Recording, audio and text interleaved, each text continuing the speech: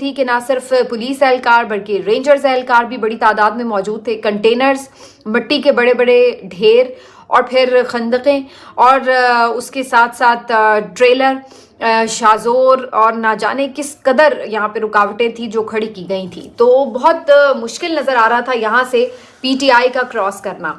दो मकामात पर ज़्यादा बहुत परेशानी थी। एक अटक का जो पुल था उसको क्रॉस करना और दूसरा ये जो कटी पहाड़ी का था मामला। तो अटक पुल तो रात को ही इन्होंने क्रॉस कर लिया था और उसके बाद फिर बुरहान इंटरचेंज पर बहुत ज़्यादा एक लड़ाई झगड़ा जारी रहा और उसके बाद फिर अब कटी पहाड़ी का जो मामला था ये बहुत ज़्यादा क्रूशल स्टेज थी।